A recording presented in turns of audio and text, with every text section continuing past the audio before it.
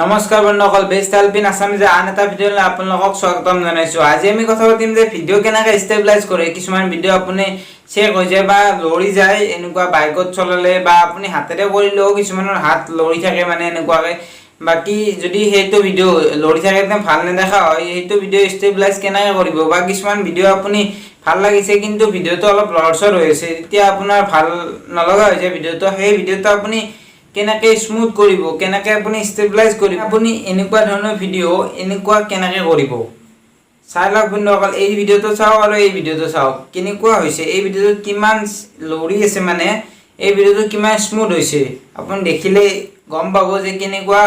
সেইটো বস্তু দেখাম আজি, ভিডিঅ'টো লাষ্টলৈ চাই থাকক। তাৰ আগতে যদি চেনেলটো ছাবস্ক্ৰাইব কৰা নাই ছাবস্ক্ৰাইব কৰি ল'ব, এনেকুৱা ধৰণৰ ভাল ভাল ভিডিঅ' আপুনি পাই থাকিব। আৰু যদি ভিডিঅ'টো ভাল পায় লাইক এটা কৰি দিব। ভিডিঅ'টো লাষ্টলৈ চাই থাকক, মই আপোনাক দেখাই আছোঁ মোৰ মোবাইলৰ সহায়ত। ফাৰ্ষ্ট আপুনি এপটো অ'পেন কৰি ল'ব। অ'পেন কৰি ল'লে ইম্পৰ্ট আৰু ৰেকৰ্ডৰ এটা অপশ্যন আহিব, আপুনি ইম্পৰ্টত ক্লিক কৰি দিব। ইম্পৰ্টত ক্লিক কৰি দিলে আপোনাৰ ফাইলটো অ'পেন হ'ব। ইয়াতে ফাইলত আপোনাক যোনটো মানে ভিডিঅ' ষ্টেবিলাইজ কৰিব লাগে সেই ভিডিঅ'টো আপুনি চিলেক্ট কৰিব লাগিব। যদি বেছি MB হয় অলপ টাইম লাগিব বন্ধু। তলফালৰ লাইনটোত ক্লিক কৰি আপুনি ভিডিঅ'টো ট্ৰিম কৰিব পাৰে। তাৰপিছত আপুনি ৰাইট চিনডালত ক্লিক কৰি এইটো ভিডিঅ' ইম্পৰ্ট হৈ আছে, ইম্পৰ্ট হৈ থকা সময়খিনি এপছটোৰ লিংকটো ডিছক্ৰিপশ্যনত পাই যাব, আপুনি চাই ল'ব। আৰু তাৰপিছত যদি আপুনি প্লে ষ্টৰতো মাইক্ৰ'ছফ্ট হাইপাৰলেপছ মোবাইল বুলি মাৰি চাই এই এপছটোৰ পাই যাব। ফাৰ্ষ্ট এপটোৱে বন্ধুসকল আপুনি ডাউনলোড কৰি ল'ব, তাৰপিছত আপুনি ষ্টেবিলাইজ কৰিব পাৰিব। ইয়াতে ইম্পৰ্ট হওঁতে অলপ টাইম লাগিব, মানে ভিডিঅ'টোৰ MB বেছি আছিল সেইকাৰণে অলপ টাইম লাগিছে। ভিডিঅ'টো যেতিয়া ইম্পৰ্ট হৈ যাব তাৰপিছত আপোনাক এনেকুৱাকৈ দেখুৱাব, আপোনাক শ্ব' কৰিব যে ষ্টেবিলাইজ হৈ গ'ল। ষ্টেবিলাইজে আপোনাৰ স্পীড দেখুৱাব 1x 2x 8x 32x লৈ আপুনি স্পীড কৰিব পাৰিব ভিডিঅ'টো।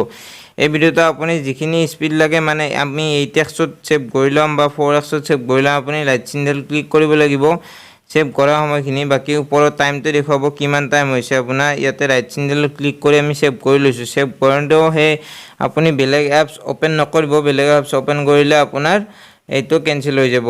ছেভ হওঁতে অলপ টাইম লাগিব। ছেভ হৈ গ'ল, ইয়াতে আপুনি ভিডিঅ'টো চাব পাৰে।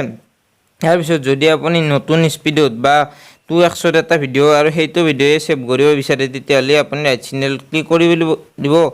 আৰু যদি নিবিচাৰে তেতিয়াহ'লে কাটা চিনডালত ক্লিক কৰি দিব। এইখিনিয়ে বন্ধুসকল, ধন্যবাদ।